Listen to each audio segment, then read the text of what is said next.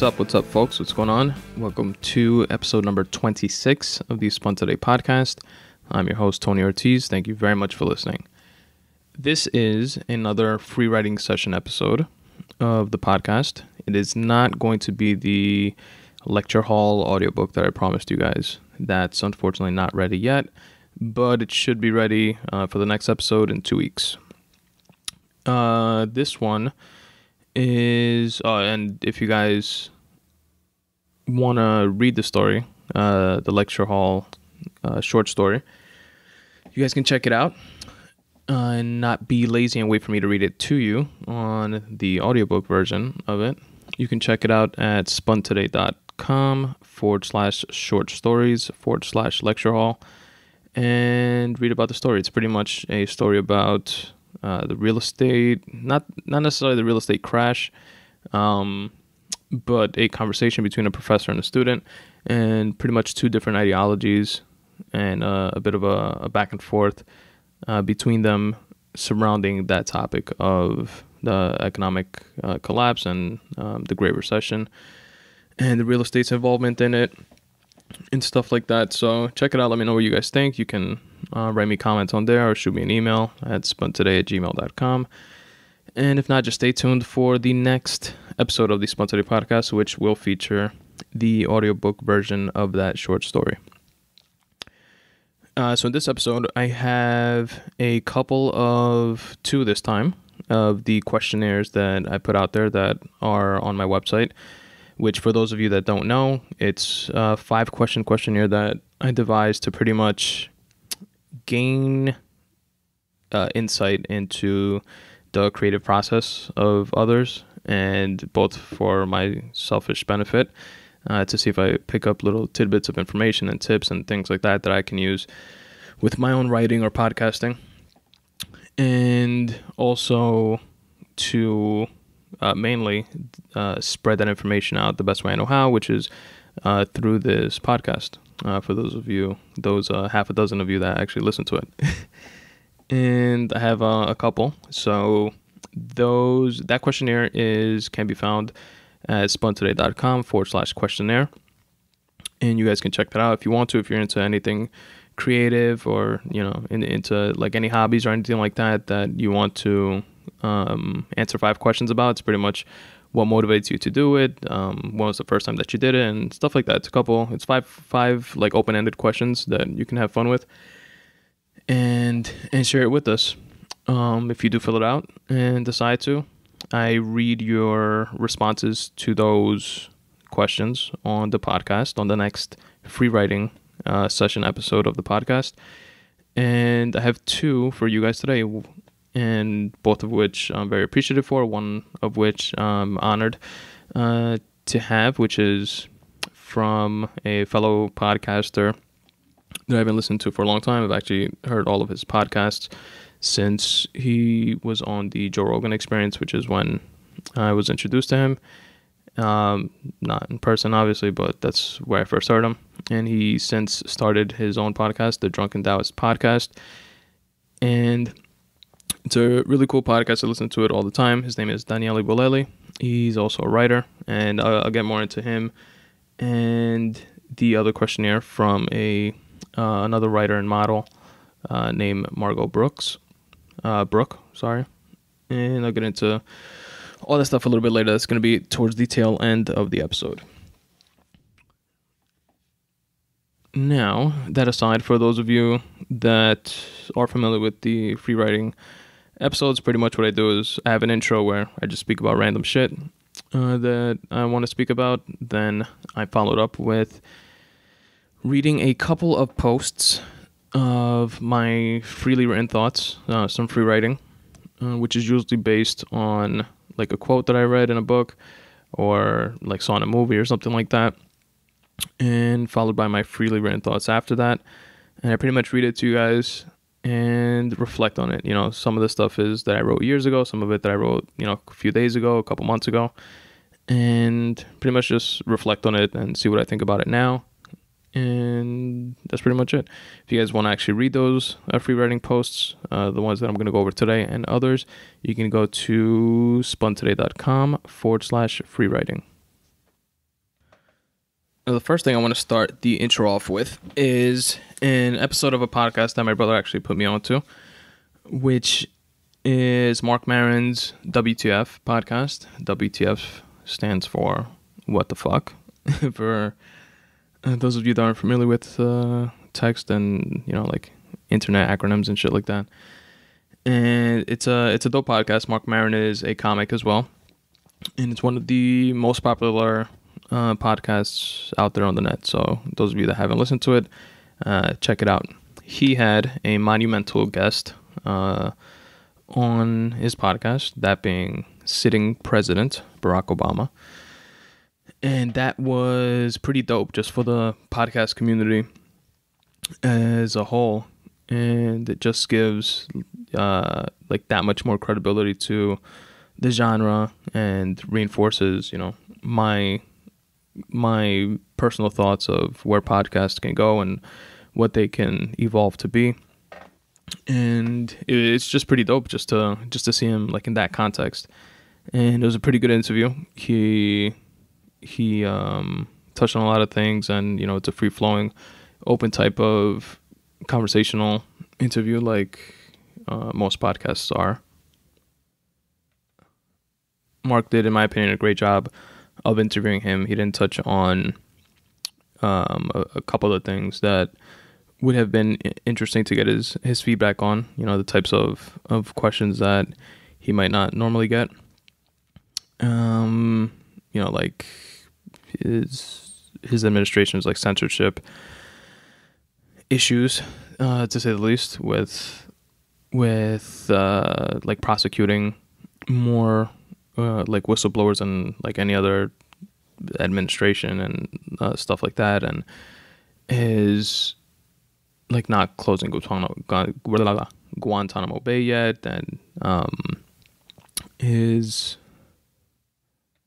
by his I mean like his administration, and the kind of sort of like juxtaposition between the promises that are made on the campaign trail and how they translate and don't translate in most cases into actual practice during a president's administration, and just certain things like that. But he definitely did speak about a lot of things that aren't part of a normal interview, I guess. You can say that you would see the president on, like on CNN or Fox or these mainstream media, like news outlets and stuff like that. Vice actually did a pretty good piece on him also, but that was also, it was dope, but it was more of that like expected type of interview. This podcast was more, again, like free flowing and got more into like his family and like his life, like as a person, kind of, you know what I mean? He has that quality of being able to, through his like charisma and communication skills, to like disarm and the person he's speaking with and other listeners, and kind of like completely engage them, like I do with you guys, and how I always leave you wanting more and shit like that, No, but it was pretty cool. It spoke about a lot of shit. Definitely check it out. It's again, the What the Fuck podcast, WTF, with Mark Maron, and it's episode 613, and it was released on June 22nd of 2015. Something that, I mean, he obviously spoke about politics. It's what he does, right? So it wasn't like a completely non-political conversation, but he did definitely, speak about the few political things. He has to have his agenda also. And one of the things he spoke about was the whole healthcare thing. And I want to take something that he said from there and segue that into something else that I wanted to mention from a clip from Joe Rogan podcast that I recently listened to. And it was, going back to Obama's podcast, it was the fact of kind of like the blowback that he got, and that is being had now with the whole like healthcare debate, like, oh, we didn't get everything we wanted, and it wasn't, it should be like a single payer system, not the current kind of sort of like amalgamation of a single payer system mixed with corporate pharmaceutical interests and this weird kind of like mixture of all of it, and somewhat socialized, but in a capitalized market, and it's like weird shit that we have going on. And he gets into how, and I think he borrowed like this term from like Tony Robbins or something like that. He gets into how people should understand that if he were developing the system from scratch, that he definitely would have something similar to a single payer system, something that makes more sense, something that is modeled throughout most of the successful developed countries in the world, and that works, that you can see it work. You have evidence of it working, something more similar to that type of system if you're starting from scratch. But he explains how, one, you couldn't scrap the entire healthcare system as we know it, because it's literally 1/6 of the entire US GDP. So that's impossible, unless you want millions and millions and millions of people like not working, instantly, like cut off. So something like that obviously is not doable. It'd be too much of a shock to the system as a whole. That seems logical enough to understand. And he says that, so that not being an option, which would be the only way that you could just, implement a single payer system by scrapping that altogether and then implementing the single payer system, that not being an option, you have to work with what you have and do your best with where you're starting from, since you're not starting from zero, you're not starting from scratch. Do your best with where you're starting from to navigate the situation towards the direction that you want it to go. So the end goal is something more like a single payer system, but given the position that we're starting from, we have to tweak it in a way where we alter the trajectory of the current fucked up system that obviously wasn't working. One of the biggest costs when compared to other nations in terms of healthcare, and definitely not necessarily better outcomes.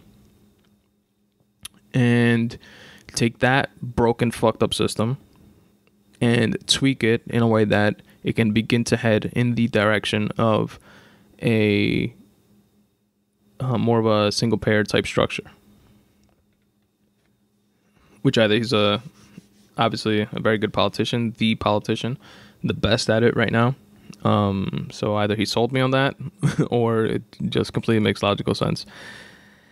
And it's an interesting idea. Again, I think it was from a Tony Robbins type of philosophy, which is that if you're on a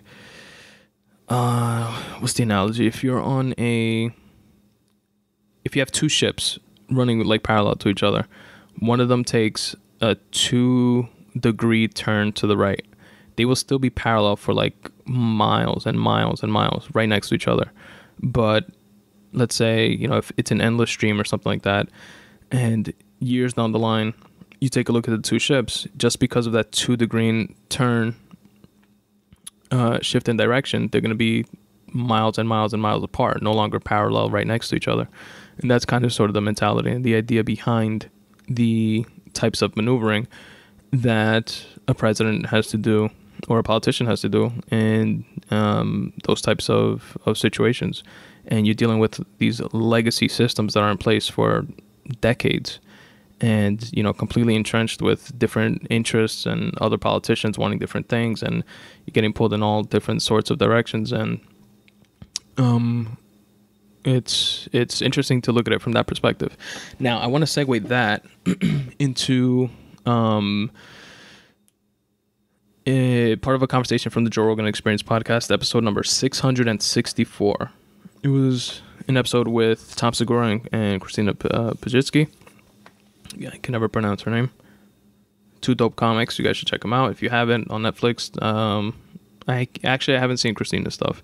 I've heard her on the podcast a couple of times. I listened to the Your Mom's House podcast with Tom Segura and Christina Pajitsky, and they're both funny as hell. They're on Rogan's podcast all the time, on Ari's, and definitely check them out. I've seen Tom Segura's special on Netflix, and it was really funny. Me and my fiance watched it and had a good time. So if you want to have a laugh, definitely check that out. The point that I wanted to get to, though, which I want to segue that type of mentality and idea from Obama, is in part of the conversation that they were having on Rogan's podcast. Rogan brought up an old text or speech from like when was Lincoln president? 1865 or 68. He got assassinated, around that range. So like the 1860s, late 1860s, mid to late 1860s. And it was, he read out like a transcript of it where Lincoln was saying, or was quoted in saying, that he did not believe that African Americans should have the power to vote. He didn't believe that African Americans should be completely equal. I believe I'm butchering the fuck out of it, so listen to the clip and then I guess come back and listen to this. Again, it's episode number 664 of Joe Rogan Experience podcast. Again, one of my favorite podcasts, or my favorite podcast, period, on the net. And it is about 2 hours and 20 minutes in. That's like right in the middle of the conversation. And he reads his transcript, and again, it's Lincoln being quoted and saying that African Americans shouldn't have the right to vote. They shouldn't be completely equal, but what they should have is a chance to work at becoming equal to whites. And it was interesting to hear that, because it was kind of some people take it as, oh my god, what the fuck, I thought he was all about freeing slaves and stuff like that, but this is like the exact opposite.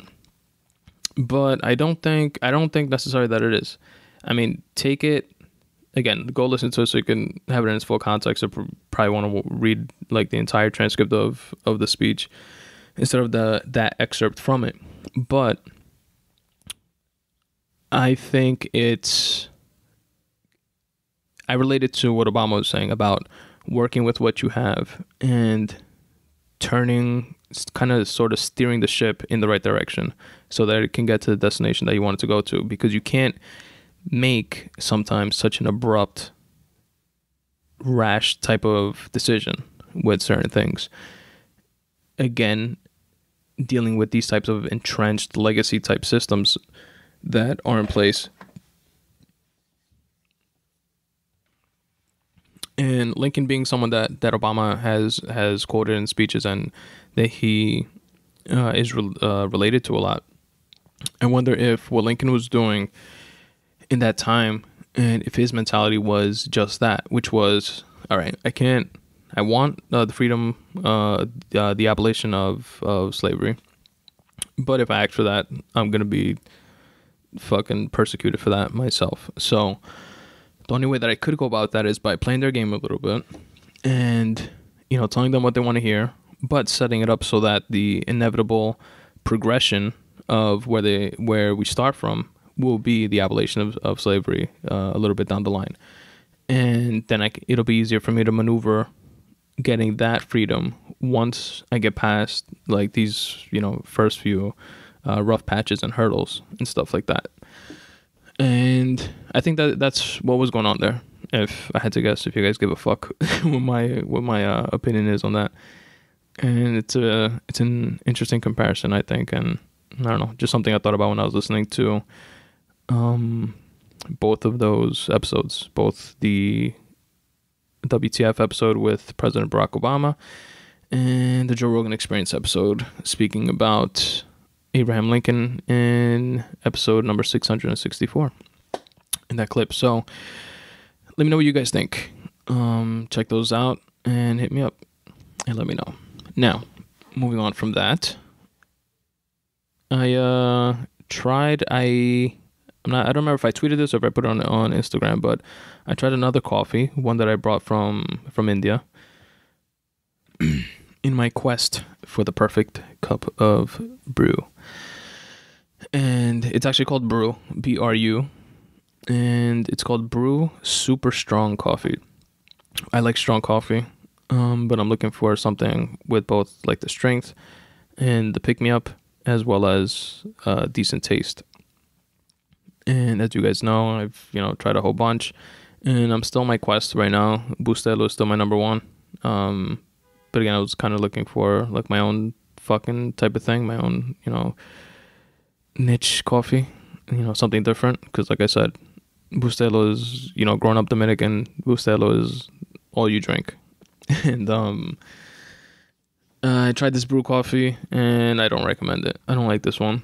It's kind of like an instant coffee. It has like a really bitter taste to it, and honestly, it's not that strong. They literally had it in like 3 different categories. They had brew super strong, which is the one that I got, brew strong, and brew light or some shit like that. And shit's fucking weak, and it doesn't taste good. So, and it's an instant coffee. It's not like one of those which I'm not like too much of a fan of, like those instant coffees that you just like put the powder in hot water and mix it. I like to actually fucking brew it. But yeah. Next, separate from that, just a couple other things before I start the free writing portion of the podcast. So hold your horses. Smoothies. I have some notes here. Smoothies with... I got this idea from a Tim Ferriss podcast. Tim Ferriss, writer of The 4-Hour Workweek and The 4-Hour Body. He's been on Rogan's podcast a bunch of times. Recently, actually, he's been on Find My Fitness podcast with Dr. Rhonda Patrick. I haven't listened to it yet, but it's on my what's it called? On the go list podcast to listen to. And he has a really interesting guest, and he's a great interviewer also. You guys should check that out, Tim Ferriss's podcast. And I listened to Tim Ferriss a lot on other people's podcasts, but I was recently put on to his by a friend of mine, and it's definitely a good listen. He's had Tony Robbins on there a couple times, and Rogan and a bunch of people.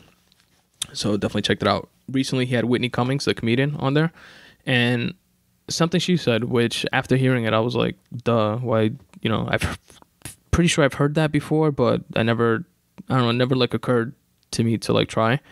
And I did. Was she said that since she's so busy, she's always like on the go and like doing shit. What she does, because she's like a healthy eater and stuff, she tries to get all her shit in the morning, like all her nutrients and stuff, by making a smoothie, similar to like how I told you guys I was doing like the kale shakes with chia seeds and hemp seeds and like peanut butter and like shit like that in it. I'm still doing that on and off. I haven't done it honestly in a couple weeks because I've been trying this for the past week, and before that I was just being lazy and not doing shit. But this is a lot easier to do, and I like doing it so far. She takes smoothies. She makes smoothies with whatever she puts in it, and she puts her pills in it, like gel cap pills. Opens them up, throws it in the smoothie, mixes it all together, and she puts her multivitamins in there and like all her shit that she takes, her supplements or whatever, and just knocks it down. And she said that then the rest of the day she doesn't really have to worry about exactly what she has to eat to get the the nutrients or the proteins or whatever it is, that the levels that she's trying to hit in her nutritional diet. And it's an interesting idea because I hate taking pills, but I do take them because I take pill for allergies, like a 24-hour or 12-hour pill, for allergies every day. I try what is it, Clarinex D. It's a prescription pill, and because I'm allergic to fucking dust, which is annoying because my nostrils are, one nostril is literally 100% of the time always like shut. I could breathe through one, and when I'm on the pill, like kind of opens it up a little bit, and the other nostril is slightly closed or open. So usually functioning with one nostril, which is fucking annoying. Which, by the way, I used to think was fucking normal until somebody told me, "Oh, you probably have allergies, dick." And I looked into it, and yeah, I found I'm fucking allergic to dust. So indoors, outdoors, outside, when it's windy, fucking just like all clogged up all the time. Anyway, so I take that. I take multivitamins. I take Alpha Brain. I also take fish oil. I take, what else? I'm supposed to take, which I stopped taking just because I hate taking pills so much. I get migraines also, so I have to take those every once in a while. Like these 3 or 4 supplements. I forgot how many it was. Actually, I think it was like 5. Well, no, I think it was like 3 or 4, but just like multiple pills of each. But I had to take like 5 or 6 pills a day. I went to go see a neurologist once. He told me I do have migraines. And he gave me all these like supplements to take, like magnesium, CoQ10, B6, and just a bunch of things that are supposed to like balance out my noggin and help minimize the number of migraines that I get. And which I was taking for a while, and it helped because I used to get like 2 or 3 migraines a fucking week. On that, I was getting less when I was like taking that cocktail of pills, but it's fucking annoying because I literally like hate taking pills. I hate having to like swallow them, and it like hurts, and it's annoying to me. But that's a shitload of pills a day already, right? So I wound up stop taking those, and the what wound up helping me out with migraines, actually, just to go off on a little bit of a tangent, was juicing. When I started like juicing kale and just like a bunch of vegetables and fruits and stuff, kale, carrots, celery, apples, pineapple, and getting like those micronutrients in my system, that completely helped with migraines. Like knocked my migraines down to like once a month or like something like that, if that. And yeah, but I strayed away from taking those pills, which from what the neurologist told me, what I looked up on like WebMD, and the functions and uses of those pills are things that I wouldn't mind having like in my system. And then listening to Whitney Cummings, it kind of like clicked when she said, I put all my pills in a smoothie. This way I drink it and I have everything I need for the day. Because, I was spacing it out, like taking a couple of these in the morning, a couple of those with lunch, another couple with dinner, then I would forget, then I wouldn't get this, then I wouldn't get that.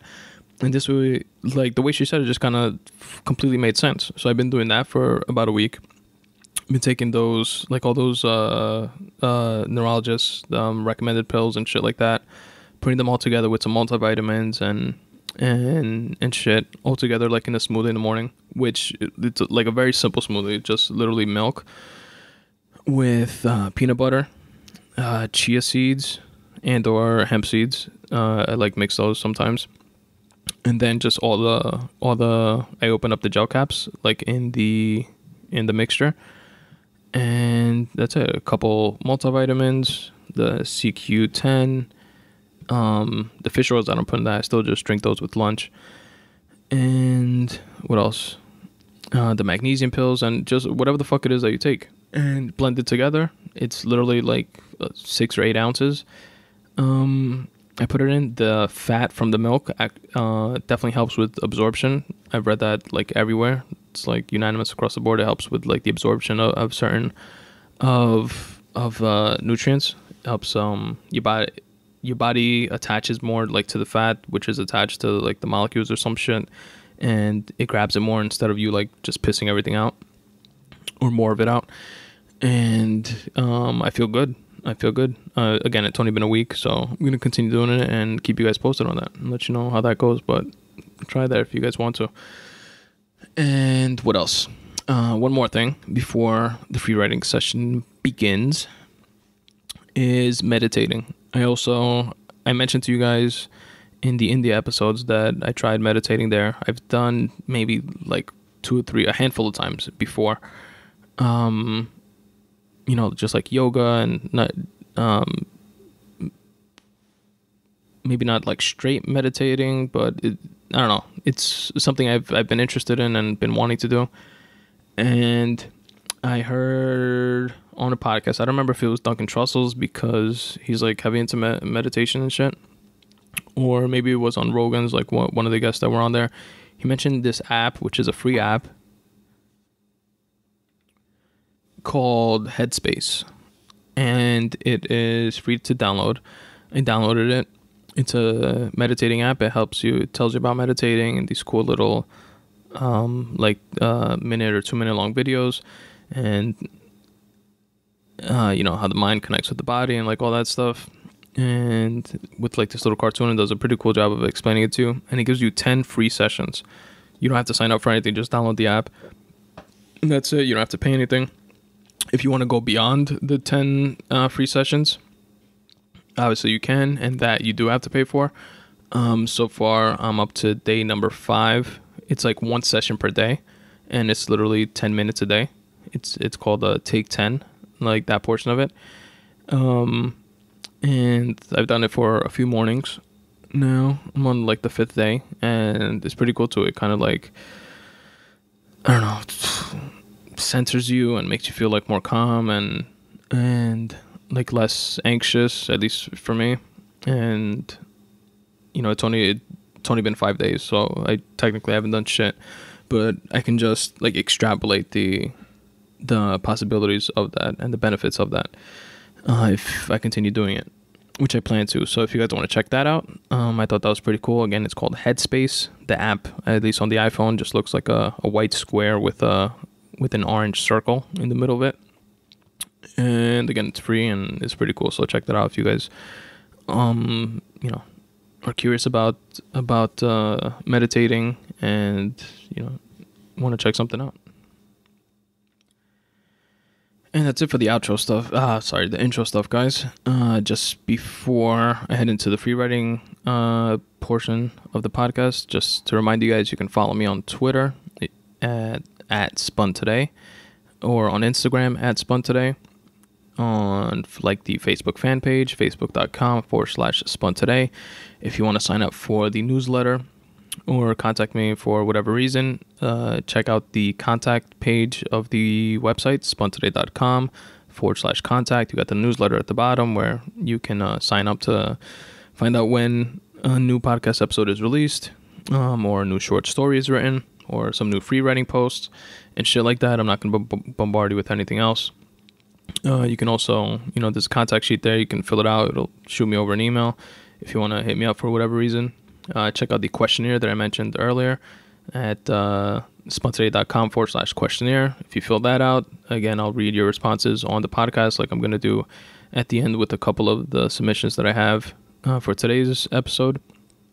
And you also have the option to remain anonymous. So maybe you read the questions and you like it and you want to fill it out, you can. And just check off at the bottom, remain anonymous, and I won't say who it's from.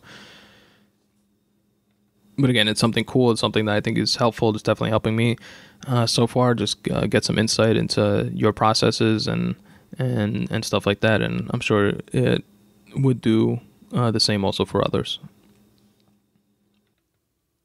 If anyone aside from my half a dozen listeners ever listens to this. Also, there's a photography section on my website. I like taking pictures of shit and sharing it with you guys. You guys can check it out. It's on spuntoday.com/photography. Let me know what you guys think.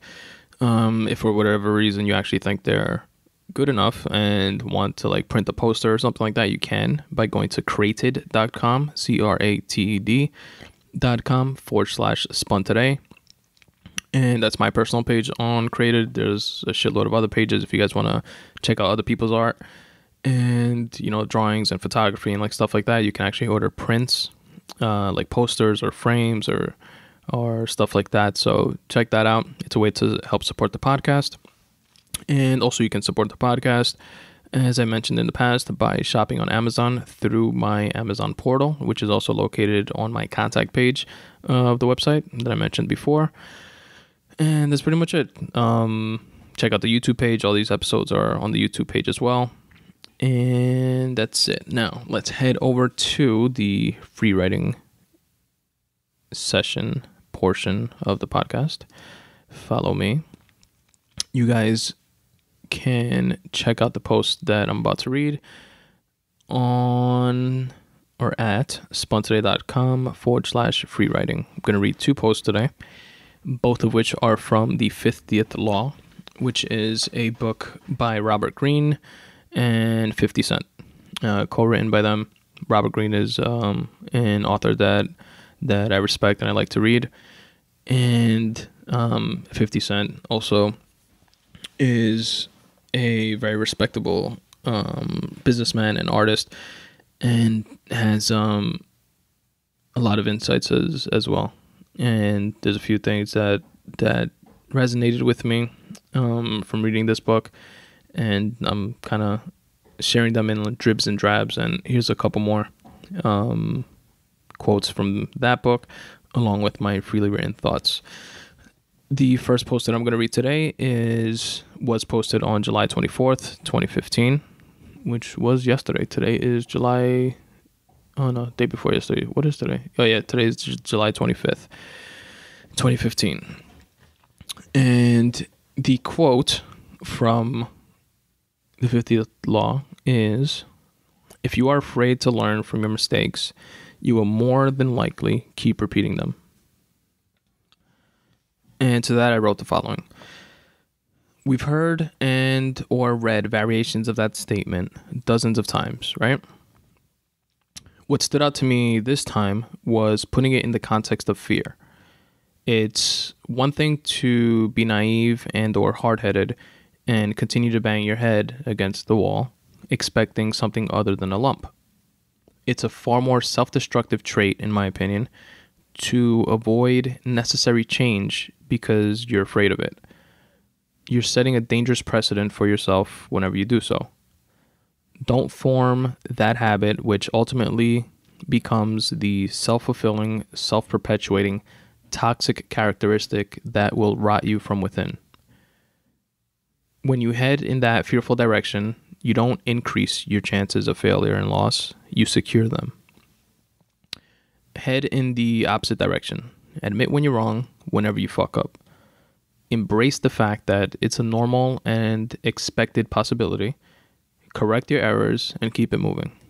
Don't let yourself down.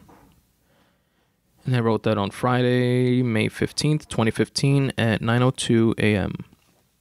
And I make a shitload of mistakes, folks. We all do.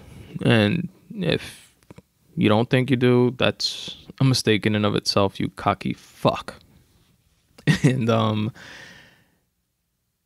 yeah, we just take it for what it is. Take it as a learning experience. Spin it into something positive. Look at the silver lining from those mistakes and see how you can avoid doing them in the future. And it sounds very cliche. It sounds very no shit. I know that's what I'm supposed to do. But I have found even myself and some people around me even that know this, and we all know it, like on some like visceral type level, but we just put it off or we don't practice it. We, including myself, find ourselves in I don't know if it could be considered like an emotional rut or I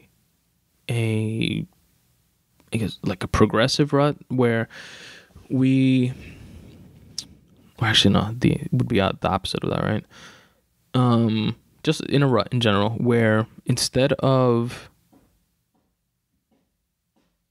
learning from an error or a mistake, or you acknowledge it and you know it's there, you know something's off, you know there's something that you got to fix, but you keep putting it off. You'll fix it later, you'll get to it, you'll deal with it for now. and you'll fix it when there's time to, and like shit like that. And that just becomes that, what I mentioned there, like a self-destructive trait. It's like a self-fulfilling and perpetuating type of behavior that's just going to continue to build on itself. And maybe you will get to that that specific problem that you keep putting off, and you will fix it in 2 or 3 weeks, even though you could have fixed it tomorrow or today. And you think that, or at least I've thought, like, okay, I took care of it. But at the same time, like, that mentality of like putting off like an issue that you should address and you should work on and you should fix, you are like compartmentalizing it into, certain like little things. And when you fix one, like, you think you're good, but you're doing the same shit in a lot of different areas. You are still putting off, and you're still doing that self-perpetuating, like, fucked up, putting shit off in different categories, in different areas of your life, or in, maybe in the same area in your life, but instead of with this specific task that you fixed, you're doing it now with another one, because you're drawing your focus from that one to this one, and you're putting off another issue. And I don't know, I guess just like try to be mindful of that and keep your eyes open to that type of shit. Because I know I get caught in those ruts a lot, and definitely have. And again, it's just a matter of realizing that, addressing them, and attacking them like systematically and directly and right away. Don't put them off. Don't wait for a fucking sunny day or a rainy day or whatever to address them. If there's an issue, take care of the issue immediately. Knock it out the park.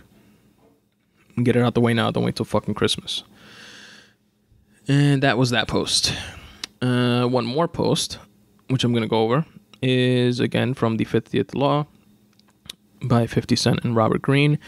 And the quote, which, by the way, guys, all these free writing posts that are actually based on other quotes, for those of you that haven't listened to one of the free writing episodes in the past where I explain this, if you go on the website spuntoday.com/free writing, you can click on the actual quote, which is in red, and that'll take you to like the page where you can purchase the book, usually like an Amazon link, which again also supports the podcast if you guys purchase it that way.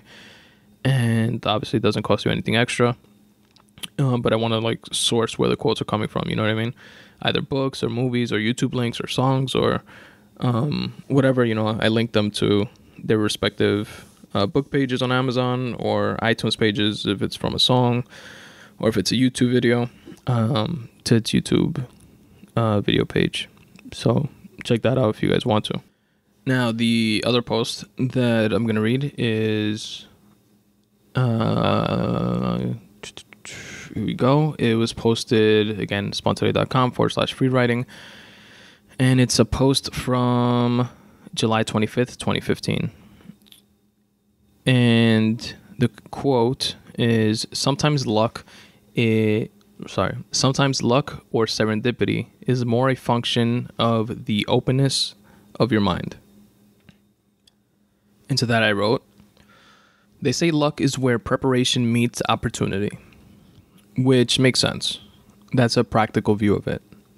An ethereal way of looking at luck would be, quote, being at the right place at the right time, unquote.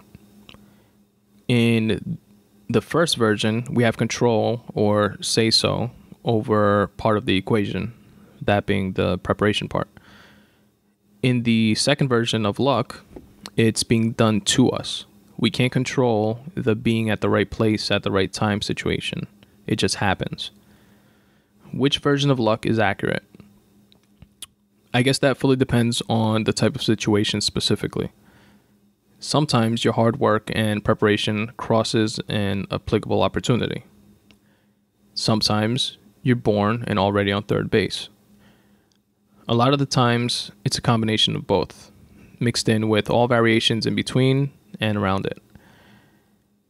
Keeping an open mind while you go through situations in your life, whether that be with the loved ones, with business, or with passions, is an objective tool we can implement to, in essence, quote, make something out of nothing, unquote. To spot certain scenarios that we can spin in our favor. To position and prepare ourselves in that, quote, right place, unquote. Open your mind's eye and allow yourself to be lucky. I wrote that on Wednesday, May 20th, 2015 at 9:09 a.m. So I guess this is my version of create your own luck, like that saying. But factoring in like both sides of it, like sometimes we have lucky shit happen to us. We meet certain people, they put us onto certain things, and things happen, by happenstance. Sometimes we bust our ass and we work towards something and we kind of earn that luck, which is like the I guess that's what I gravitate towards. You know what I mean? Like I want, like if I could get lucky and be handed something, I'd rather be lucky in the way of busting my ass and earning that same something, even if it takes longer to get that way than just having it handed to you. And some people feel differently and could take it as, I'd rather be handed something now so I can get it quick, and then from there I can build up onto something else. And to each his own when it comes to that, but of the other type of mentality. And who the fuck knows? You know what I mean? Like it could be one or the other, like I said, mixture of both. And it's mainly your objective should be to, like I said there at the end, I like that line, not to pat myself on the back and sound like a cocky fuck, but I like that. I'm reading it again. Open your mind's eye and allow yourself to be lucky. So it's kind of like you have the ability to create that luck, to make lucky shit happen to you by not necessarily just opening like your physical eyes and, seeing opportunities around you, but open your mind's eye and allow yourself to get that intuitive, visceral feel of, following like your gut instincts with certain things. And ultimately that turns out into positioning yourself to being in the right place at the right time, and in turn creating your own luck in that way. And yeah, that's pretty much it with that post. Like with this and in all other posts, guys, you can comment or like or share the specific posts by checking out the website, spuntoday.com/freewriting. There's a comment section underneath, which is public. If you want to tell me how horrible it is or how great it was, feel free to do so there. Preferably, if you're inspired to write things to the latter, that would be great and appreciated. You can comment right on there, or again, like I've told you guys before, shoot me over an email. And my email address is spuntoday@gmail.com, or just fill out the contact sheet on the contact page of my website. And that's pretty much it, boys and girls, for the free writing portion of the podcast. Now, I'm excited to go over the questionnaires with you guys. Again, I have 2 different questionnaires to go over this time. This would be, with these 2, it'll be 3 questionnaires that have been filled out.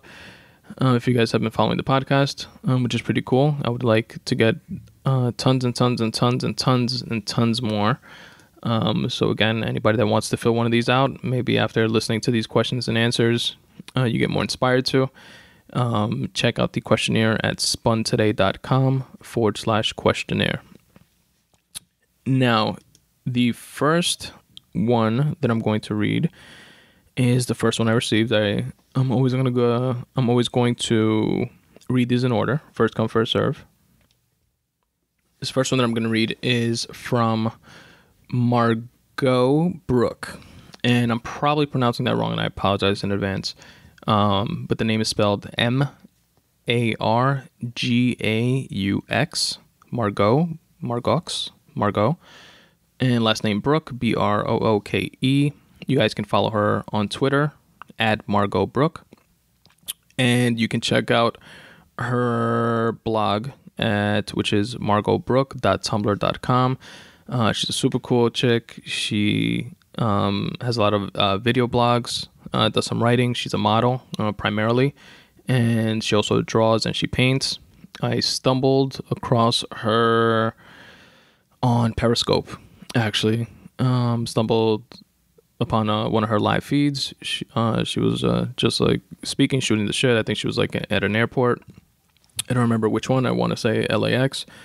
And she was talking, doing like a Q&A, answering questions. I asked her on there if she wanted to fill out the survey about writing. She said yes, and I shot it over to her on Twitter, the power of the internet. And, didn't think of it from there. Honestly, didn't think she would fill it out, but she did, and that was super cool of her. So, Margot, thank you very much. And here are the questions and answers from Margot. So the first question of the questionnaire is, relating to your craft, do you remember the first thing that you ever wrote or created? And her response is, or was rather, I can't say I remember the very first thing I ever wrote. I'm sure it was some pink diary where I wrote about my dreams. Not much has changed except now, excuse me, not much has changed except now my diary is in the form of the, quote, Day One app on my laptop. Which is really cool. I actually use myself the Day One app. I don't use it on the computer though. I use it on my iPhone, and it's pretty cool. If you guys want to check it out, it's a free app. I'm sure they probably have like a paid service or whatever, but I just use all the free shit. And it like organizes it by post, like on a little timeline, by date, and I use it to like write down different ideas, and it's a like cool functionality. You could like add photos to it, tags, and it's like a pretty cool notepad. It has like an option to like alert you. Like I have this like a daily I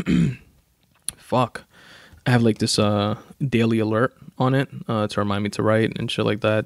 Trying to like push myself a little bit more, and that's pretty cool. It's dope that you use that also. So you guys should check that out. Next question is, what inspires you to write or create? And she responded, honestly, everything inspires me to write. Sometimes it's a song or a movie or a dream. Sorry about that, guys, real quick. I had to pause the recording because the battery was running low on the Roland R05 MP3 recorder. So I wanted to switch that out so I wouldn't get, like lose anything or anything like that. So let me repeat. I'm up to the second question on the questionnaire for Margot. And again, I hope I'm pronouncing your name right. What inspires you to write or create? And she responded, honestly, everything inspires me to write. Sometimes it's a song or a movie or a dream. Sometimes I'll get inspired walking down the street or people watching at a coffee shop. And I couldn't agree more with her response to that. Same shit happens to me. An idea could just pop into your head while you're like on the subway or like something like that, or driving or listening to something, or you hear a quote or a line in a song that you never really noticed before, or maybe one that you know by heart inside and out, and it just sparks different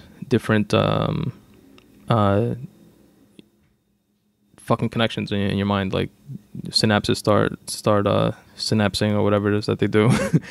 And just ideas start flying. You know what it reminds me of? Just to go on off on a quick tangent. That Ben Stiller movie, the Walter Mitty, something of Walter Mitty. How he like daydreamed pretty much and just imagined like all these different scenarios that he was going through like in his mind, but he was really just like sitting down like in a chair or some shit, but he would like see a plane pass by and then start daydreaming about being like outside that plane, like hanging on the wing or something while it flies, trying to get into it or some shit like that. Shit like that. Like I just get random ideas and I just go with them in my mind. Some people think I'm fucking crazy and wondering why I'm always quiet and shit like that. It's usually because I'm thinking of like random shit like that. So completely with you on that, and how inspiration can come from anywhere at any time, completely randomly, and or all the time. Question number 3 of the 5-question survey is, what is a hobby that you have that is unrelated to your craft? And she responded, well, writing is actually my hobby. My, quote, craft, unquote, is modeling, but I enjoy both art forms. I also draw and paint, which is really cool. I saw a few of your drawings ago, and they were pretty dope. I liked them. And again, you guys can check those out on her Tumblr blog, and sure, like modeling pictures and stuff like that as well. I saw a couple. I'm not sure if they were like actual modeling pictures or just, you know, your own like selfies or some shit like that. Because I'm not personally into modeling, but it's pretty cool. And all of the links for Margot's blog, for example, are in the episode notes, so you guys can check it out there. Next question is question number 4. How do you get yourself to sit down and do your work when you're not motivated to? And her response to this one is, like I said, writing is a hobby, so I don't really have to force myself to do it. I just write when I want to, which is one of the things I enjoy most about it. There's no pressure, which is dope. If like you said, you do or pursue writing like as a hobby, that's definitely a refreshing aspect of it. Like when it's within that context, when, you know, it's a hobby, you do it when you want to, and it's dope like that because, you know, it's a win-win situation in that example. Something that I wrestle with a lot, and a lot of writers do. It's something that's common across the board, is when it's not like just a hobby, or when when it's their like primary hobby, or it's tough for writers, including myself, to get themselves to like sit down and actually write. And it's just a bitch to like get over that hump. And, you know, a lot of people that I read about, or that give, you know, successful writers, like in Stephen King's On Writing, or in The War of Art by Stephen Pressfield, and books like that. And also actually the previous questionnaire that I read, if you guys want to take a listen to my the previous free writing episode, the first questionnaire that we received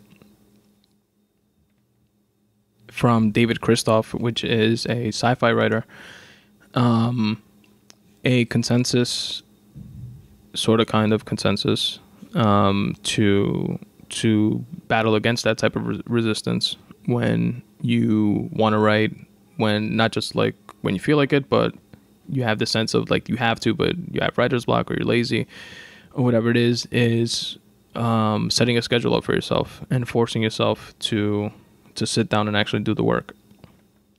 But yeah, there's definitely something freeing and pretty cool about not feeling like that added unnecessary layer of pressure when you're doing something that you enjoy, because ultimately that's what it's about, right? You should be enjoying what you're doing and doing it because you enjoy it. And lastly, question number 5 is, do you have any advice for other writers or creators? In parentheses, whether they're new, whether they're seasoned, or otherwise. And Margot responded, my advice is just to write what you want and don't worry about what other people may think. Even if you have to write something to be published, get it all out, then edit if you have to. Don't edit as you write. And absolutely, I couldn't agree more. You're always going to have a shitload of chefs in the kitchen, and, you know, too many chiefs, not enough Indians. There's a shitload of those types of analogies where everybody wants to put in their input and like change your shit and guide you in certain directions. And it's good to keep an open mind, because you learn from certain types of criticisms, and there's something to be said and to be gained from certain encounters. But it's also counterproductive, in my opinion and experience, to just continually keep shape shifting and changing and remolding and just continuously like changing and editing and fixing shit just to appease different people, because you're not gonna appease everybody. And the number one person you should be trying to appease and to make feel fulfilled is yourself, because you're doing this for you. That should be your number one. You should be your number one fucking fan, even though,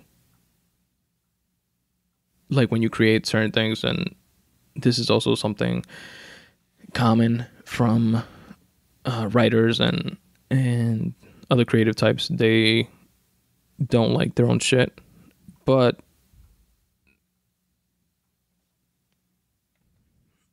and I feel that way all the time. Like, I don't listen to like my own podcast and stuff like that. Skim through them sometimes just to make sure everything, like the sound quality and shit like that, sounds good and stuff like that, and see if I can get through listening to a few minutes of it, just to remind myself, oh, you say too much and stuff like that, just like clean up that type of shit. But ultimately you should be happy and proud of what you do, and don't fall into that trap of trying to appease everybody and change shit for people. If you like it, if you're happy with it, if you're proud of it, continue doing it, continue grinding for yourself. And there's fucking like 7 billion people in the world. If you like it, the odds are somebody else will also. It's just a matter of them actually finding it. And you know what? If you're the only motherfucker on the face of the planet that likes your shit, so be it. Fucking congratulations, because you're making yourself happy. And that is it with the questionnaire form submission from Margot Brooke, which again, you can follow her on Twitter at Margot Brooke, MargauxBrooke, and check out her Tumblr blog at margotbrooke.tumblr.com, and the links are found in the episode notes for this podcast. Thank you very much, Margot, for taking the time to fill out that questionnaire for us and share your perspective on creating. And now for the second questionnaire that we have for today, which is the final one, is, again, like I mentioned in the intro, one that I'm pretty excited about because I'm kind of a fanboy of this gentleman. I've read one of his books, which is Create Your Own Religion. And he has a few more books that you guys can check out. I put a link in the episode notes for this episode to his Amazon page. He has like 5 or 6 books. I don't remember the titles of each of them. One of them is Create Your Own Religion, which I really enjoyed. He went through a lot of positives and pointed out a few holes in a lot of different religions. And the idea of it, at least from what I took from it, was kind of like the Bruce Lee-ish approach to religion. Like Bruce Lee's approach to martial arts was, instead of picking one martial art and sticking to it, pull out the shit that works in each one and use them all. Why not? So Daniele kind of took that same sort of approach with Create Your Own Religion in going through different religions, and it's a pretty dope read. I enjoyed it a lot. He's a writer. He's a professor out in a university in Los Angeles. I don't remember which one. And he is the host of one of my favorite podcasts, the Drunken Taoist podcast. Again, I heard him first on Joe Rogan's podcast a while back. He's been on it a few times. I heard him the first time. I remember I was on my way to Massachusetts, where my fiance lived before, and I had these 4-hour long drives every other weekend to go up there. And for fucking 5 years, looking back on, I don't know how we did it, how we got through that, but we did. And Yeah, I remember listening to his first episode on Joe Rogan's podcast, and he was pretty captivating, had a lot of cool points, and was fun to listen to. So when he started the Drunken Taoist podcast with his co-host Rich Avers, it was like a no-brainer to start listening, and I've listened to everyone since. So I'm a big supporter. And shout out to Daniele Bolelli. Really appreciate you taking the time out to fill out this questionnaire and sharing your insights with us as well. And Daniele is also a martial artist. I don't know if I mentioned that before. But I was actually watching a couple of YouTube videos that he has on his YouTube page, which is pretty dope, of some jiu-jitsu, which is pretty cool to see. And you guys can follow him on Twitter at dbolelli, D as in Daniele, B as in boy, OLELLI. And let's go. And away we go, like they say on the Drunken Taoist podcast. And question number 1 is relating to your craft. Do you remember the first thing you ever wrote or created? And Daniele responded, yeah, something I wrote when I was 11. Touche, Daniele. Touche. I guess I should rephrase the question in saying something to the effect of, do you remember what you wrote and what is it? But from that, I get something cool, which is like a lot of writers, not all, but a lot, and creators, they begin at a very young age. They have like this visceral, deep down connection to it. And for example, like with me, I remember writing a short story. I mentioned this in one of the previous episodes, so I'm not going to bore you guys with all the details of it, but I wrote some short story when I was like 8 or 9 years old, and it was like a combination of some army movie that I was watching and Encino Man. I don't remember if you guys remember that movie, Encino Man, with Pauly Shore, where they find a caveman when they're like digging up a pool. And they find a caveman, which was buried underground in like an ice capsule or some shit.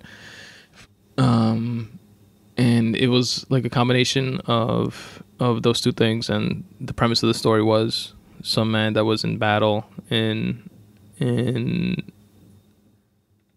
a war many years back, and there was an avalanche or something like that. He got buried alive, and then came to about 1,000 years later. And the name of the story was 1,000-Year-Old Man. But yeah, I was like 8 or 9 years old when I wrote that. And then I like strayed away from writing. Never did much of it since then. I like dabbled with, like writing girls' letters and poetry. And I used to like writing, like book reports and like shit like that, like school related things. But never something, I guess, quote unquote, official. And that's something that I've read a lot about in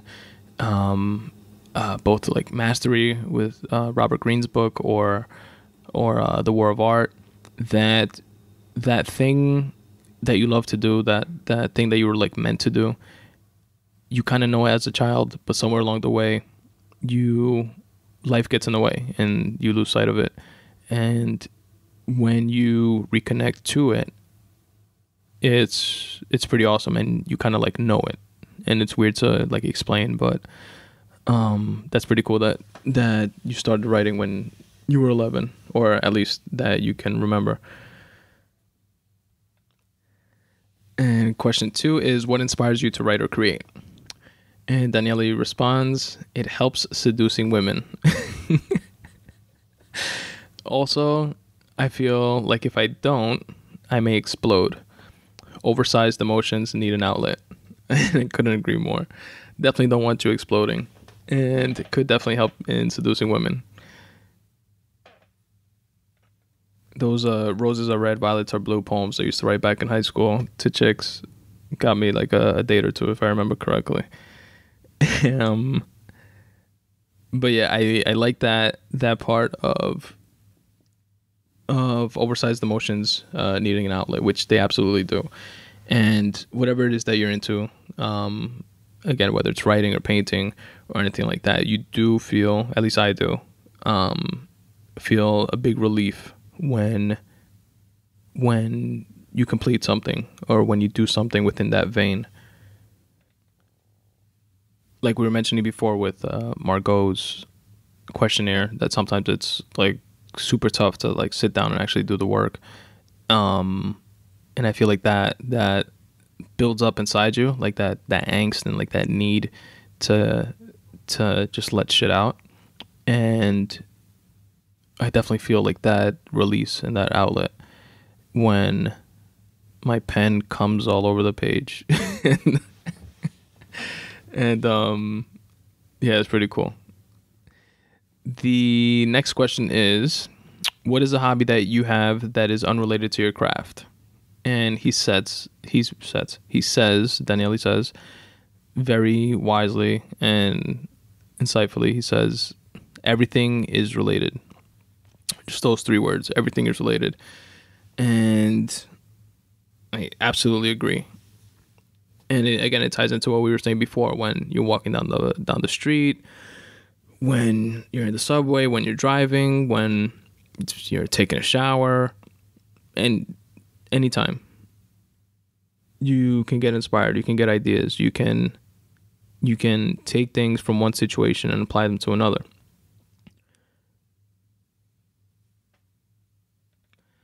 And something I love too is like when, for example, like a habit that I have is like I might have an idea. It could be like a line or a piece of dialogue that I think just flows well together, or some quote, or like half a quote, or it's like nothing, right?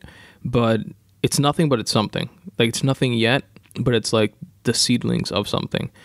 And that's what I use, like that, like the One app, and I use the Evernote app, and just like the regular Notepad app on my phone, like shit like that. I just like jot down, and I have like dozens and dozens of like different things that have nothing to do with each other, but that are just like random, like loose end ideas. And eventually I find that like when I'm writing a short story or working on something, that I like draw from that like pool of ideas, and like those ideas connect with other ones that, you know, weren't even created at the same time, and tie in together perfectly. So it's like they're all out there like in the ether, and you're like just channeling the information, throwing it up on your page, and like just putting it all together like a puzzle piece. And it's like, it truly is, everything is related. Your relationships, your feelings, your emotions, your observations, other people's experiences, and when they share it with us, when you're listening to podcasts and shit like that, like music, everything. So it's definitely true. Couldn't agree more with that. Question number 4 of the 5-question survey is, how do you get yourself to sit down and do your work when you're not motivated to? And Daniele responds, unless I do, meaning unless I do right, I will take out a knife and stab myself in the stomach in an act of ritual suicide. Spoken in true Daniele form. And that ties into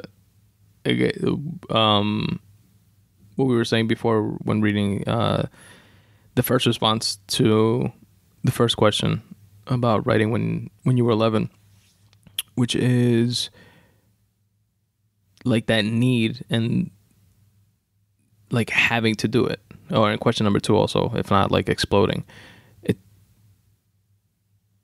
It's like the motivation to do it in and of itself is the fact that you need to, in and of itself, rather.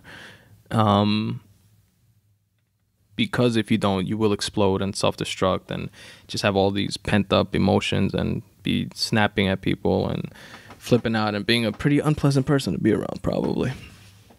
So I'm definitely with you on that. Unless I do, I will take out a knife and stab myself in the stomach in an act of ritual suicide. I love that one. All right. And the final question is, do you have any advice for other writers or creators, whether they're new, seasoned, or otherwise? And Daniele's response is, either create something that hardens nipples and tickles the soul, or don't do it at all. Well said, my friend. That is awesome advice. Of course, you should always be striving to give it your best and go hard at what you do. Have pride and honor in what you do. Don't half-ass it. Jump in with both feet and give it a fucking shot. It's your thing. It's the thing that only you can create, that only you can share, can give to the world, to the universe, to all of us. And you should. If you have it inside you, if you feel it inside you, let that shit out. Take all those oversized emotions. Grab all the relativity within the orbit of your world. Put it all together in your best, hardest efforts. Or don't fucking waste anyone's time in doing it at all. Great advice, Daniele. Thank you very much again for throwing a fellow podcaster a bone. Well, let me not say fellow podcaster. I'm not going to compare this to the Drunken Taoist podcast, but nonetheless, thank you very much. Really appreciate it. Really appreciate you taking the time to share your insights with us, and thank you for doing what you do, because it's definitely an inspiration. Again, folks, you guys can check out more about Daniele by going to thedrunkendaoist.com. That's the THE Drunken. Taoist is spelled TAOIST.com. And the link for that is also in the episode notes below. You can also check out the link to Daniele's books on Amazon. I recommend Create Your Own Religion. And you guys can check out a slew of others on his Amazon book page, which there's also a link for that in the episode notes of this episode.